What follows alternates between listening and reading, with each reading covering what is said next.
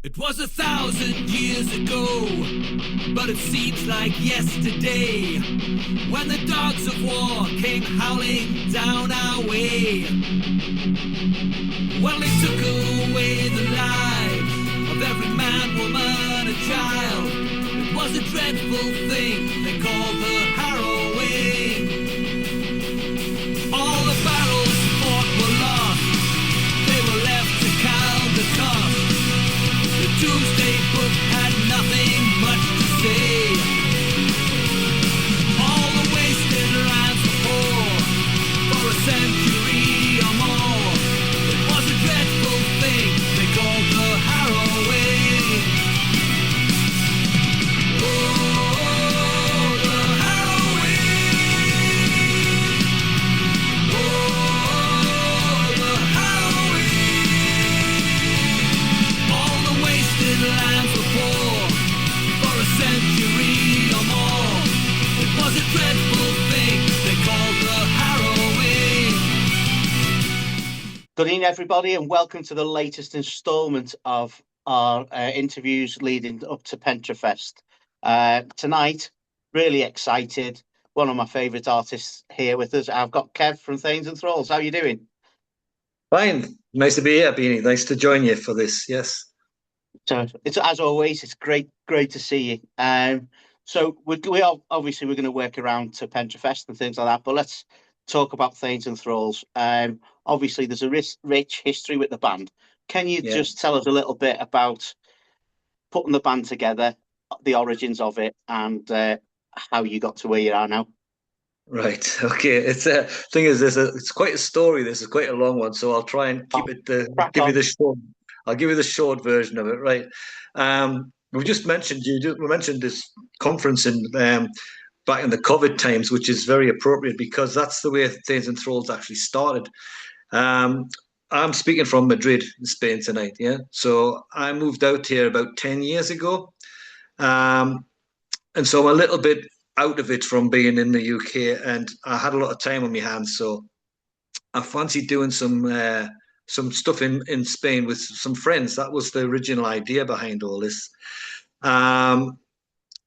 Like in between tours and festivals, I had just to play local. But as we know, COVID arrived 2020, and that knocked all that on the head. I started doing some solo things. I do some solo acoustic shows, but knocked that on the head. And so, as you probably were as well, we were all sitting in the house wondering what to do.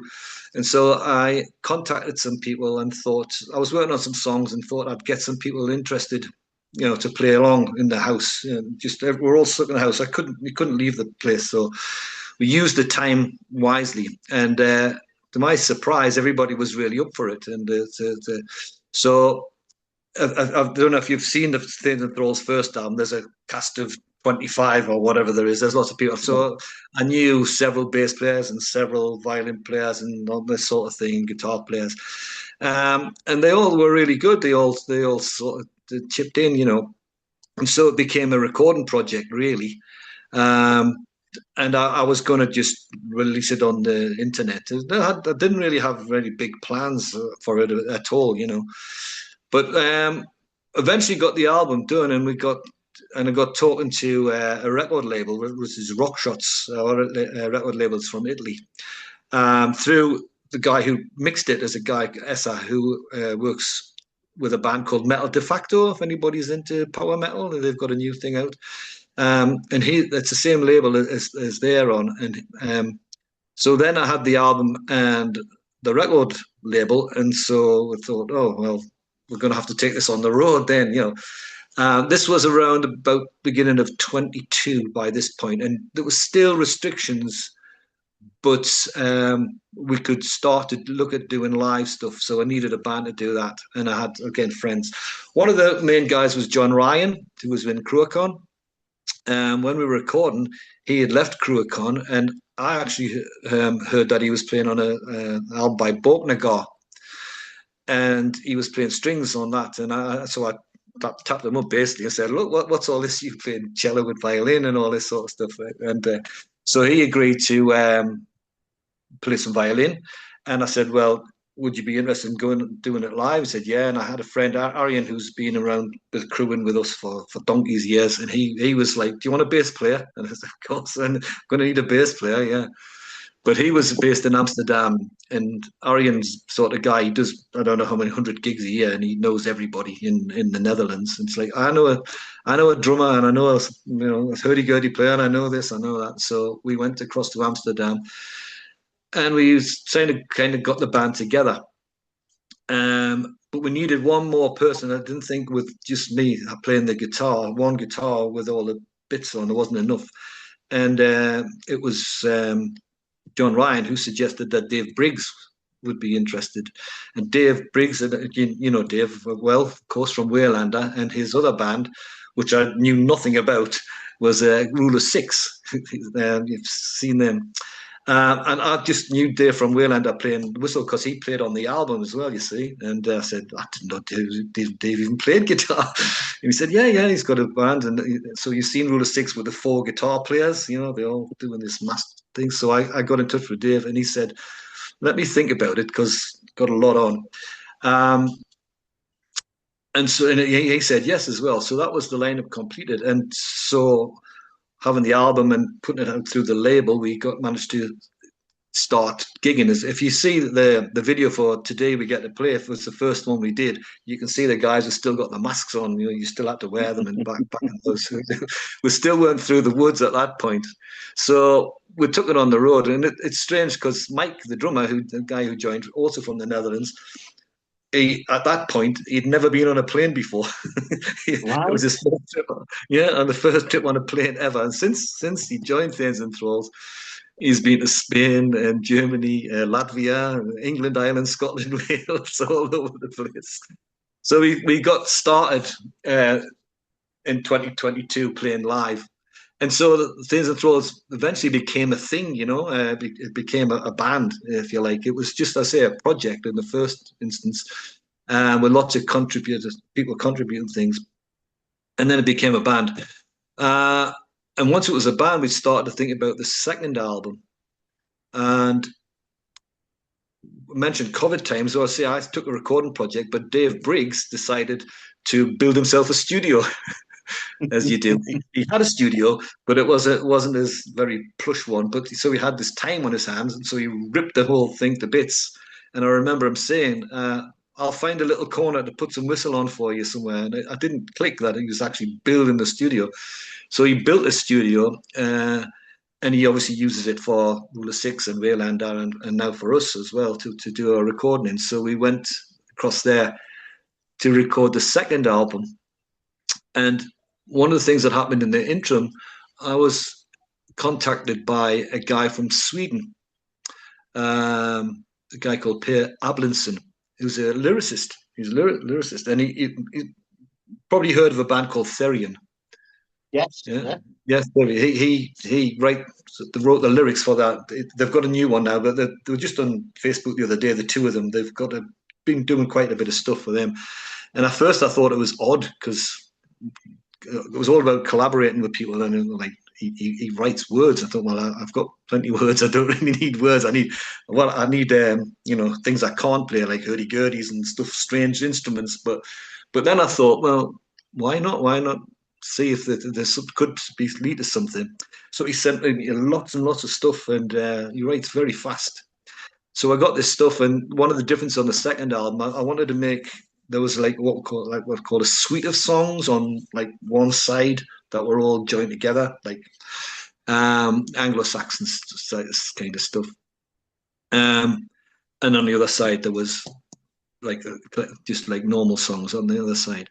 So that was slightly different. It was a bit of an adventure, you know, to do that. Because one of the things I wanted to do with Theigns Thralls was use a lot of history, a lot of poetry, a lot of literature, things that I like, basically, just things I like to write about, you know. So it was good. It was actually very interesting to collaborate with somebody. And he was telling me about this big battle and all this stuff that was going on. And so I learned something, and that was a good experience. So we went into Dave's studio to do the second album. And again, that was put out by Rock Shots, which came out end of 24. And more or less more the same. I mean, we've done a few gigs with yourselves, Wrexham and Chester and stuff, and done quite a few shows in the UK actually, which is surprising for me because I never used to play the UK a lot at all. I used to spend most of half my life in Germany and places like that. But now I make a point of coming back to the UK quite often now. But as I say, we've branched all out across Europe, but there's still places with yet to go. But hopefully we'll come on to that later on. What we've got planned anyway this year. That's a quick summary. I mean, obviously, there's a lot of bones to pick there. So first of all, I will bring up Dave and his, his studio. I was lucky enough. I spend a lot of time working away from home with my job. I'm currently in a hotel in Bradford. But when I was in Dublin, sorry, not Dublin, Belfast. Sorry, Dave. And he invited me to see the studio, and a couple of the guys from Theigns Thralls, from Rule of Six, come and met me and took me there, and I spent the evening with them. And he was showing me all of the things and different that, and obviously he's got the massive drum kit, hasn't he? The Nico drum kit. He did show me some Star Wars stuff, and I'm like, I'm not interested in that for kids. But I was more interested in, I was more interested in a Wayland record than I was anything to do with Darth Vader or whatever. But it's a lovely place he's got set up there, and he did let me have a little listen to unmastered future Waylander releases, which is quite exciting for me. So obviously, you know how much I like them guys. So yeah. But not just Dave as well, John. You've got a rich history of bands between them all. So the supergroup tag obviously hit. How did you find that? No, And how do you think it's happening now? It wasn't from us, or it definitely wasn't from me. Anyway, I must admit. I mean, as I say, we go in this folk metal thing. It's quite a small pool, It's a bit of a niche thing, really, and it's everybody knows everybody, basically. I suppose. And when you go, as I say, I spend a lot of time in Europe, going around, and you bump into the same people at all the festivals and stuff like that. So, and obviously, when my time was Skyclad, I played a gig in Dublin with Cruachan, and that's where I kind of got to. We played with them in Spain, but it was more the Dublin thing where we got to talk to the guys more, meet them. That was about 2019, I think. And so John was there with Cruachan at that point, and Dave was there with Waylander. So we kind of met up at that point there. But I didn't think that much about this, where everybody came from. When I was asking people to play, I mean, got the guys from Ensiferum and Copaclani and Skiltron, everybody playing on the first album, because they're just, I bump into their friends, the sort of thing. It's and so we're at that point, as I say, I asked John to join and I asked Dave to join in this project, and we just kind of got on with it. And then I think it might have been John Ryan who was saying, "Yes, folk metal super group." I know it's just a bit of tongue. Don't really think about it, So obviously, there's especially with the way you recorded it and the fact that you've now got your band all settled together and stuff like that. So, what's the plans for the third album? Well, if there is any. Yes, there is. Different again. I was working on the third album last year, maybe the start of the year before, and I never really stopped really. As soon as when the second one was released, I had stuff in the pipeline, and I finished it. So I wanted to get back into the studio as soon as possible, and we went in September, I think it was. And I mean, I demoed all the songs. I always demo all the songs, so that I do them all in the house and then I send the guys the parts and they can learn. And so we got together in September to do the bass and drums, basically. They're the backing tracks, and we say if you haven't got the drums done, you haven't got anything really. That's the start of it. Because so we went in and did the bass and drums, and there's lots. Dave's got all the tracks basically sitting in session now to build on that. Once you've got the drums and the foundation laid, you start to track up and things. So I'll get round to doing that. Well, that's ongoing. The idea was to try and get that out this year, the third album, because we did 22, 24.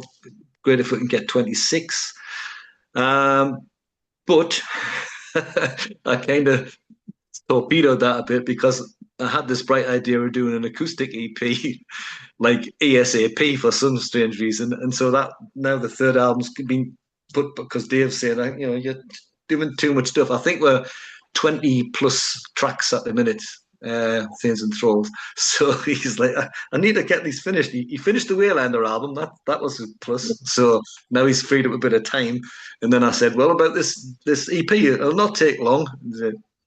But these things always take a lot longer than you think they're going to take. So the idea was to do this acoustic EP as quickly as we can. It's not supposed to be a big production like the album. It's obviously an EP. It's just half a dozen songs. I said, we'll do it in a weekend live sort of thing. That didn't really happen. So we'll get that done. And the idea was to get that out in the springtime. It would have been nice to bring it to the Pentrefest thing, if it could have had the CD or whatever. But it'll probably take a little bit longer than that. We've got a run of gigs up to the summer, and it'll be nice to. One of the big things we can come and talk about in a minute is we're going to Denmark in May, which is a first for us, and maybe it would be nice if we could get it finished for there, for example, and then. Once that's done, we'll get back to doing the third album.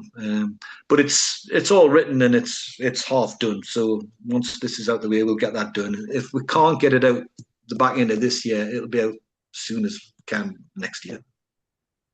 Very busy then. Oh yes, very busy. Yes. Obviously, you talked about playing elsewhere and things like that. Now, this is where we're going to talk. Really about Pentrefest. That's why we're here. What we're talking about. So, you're doing 2 sets. I always think that with the folk metal stuff, it probably leans more to the potential of doing acoustic sets and acoustic versions of the tracks than most other metal types. Yeah. So obviously we want Theigns Thralls as you are. We want that, but we also want a little bit extra. So 2 sets. Tell us what's going on.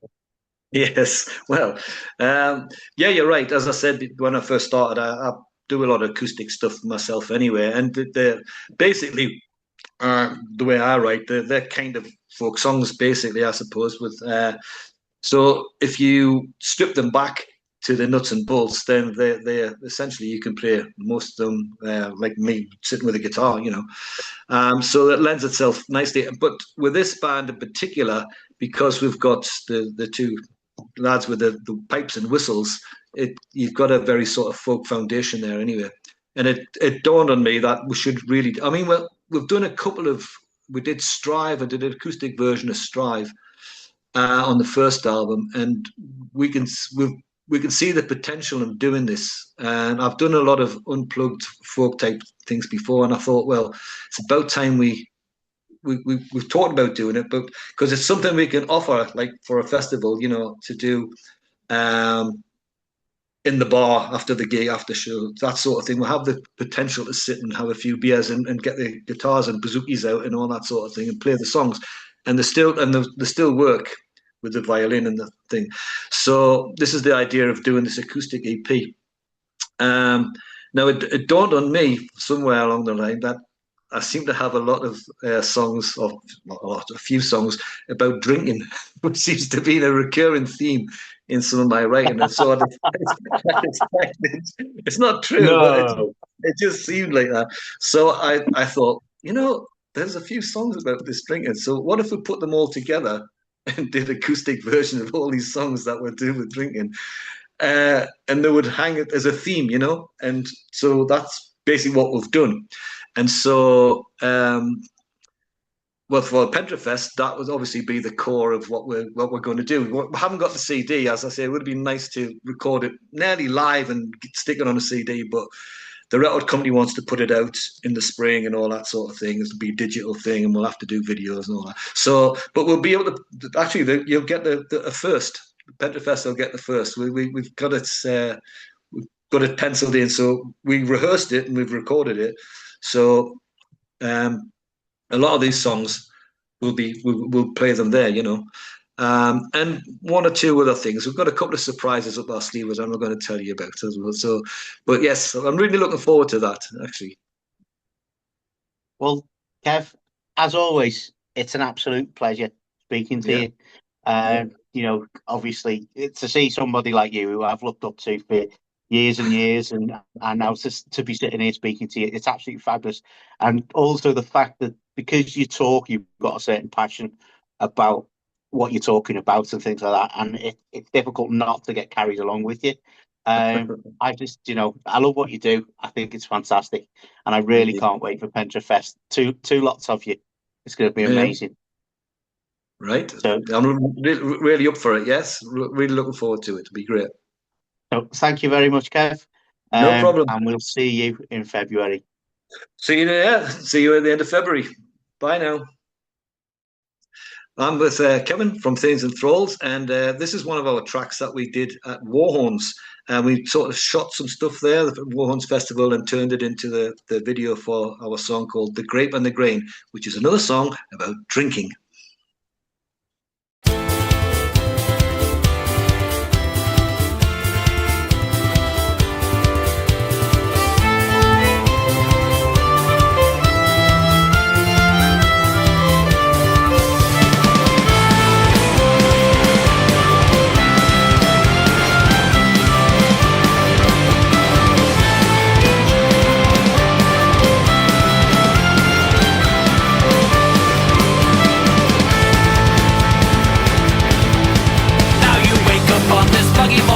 Inside your head, your mouth feels like parched earth, your lips feel like lead. Forcing your eyes open, you see it's not your bed. And ending up like this again is something that you dread. Yes, last night was a party of fun and hijinks, but there's always a price for mixing your drinks. You set out all pristine, then you end up in a mess. And what happens later is anyone's guess. The grape and the grain, they're fine on their own, but never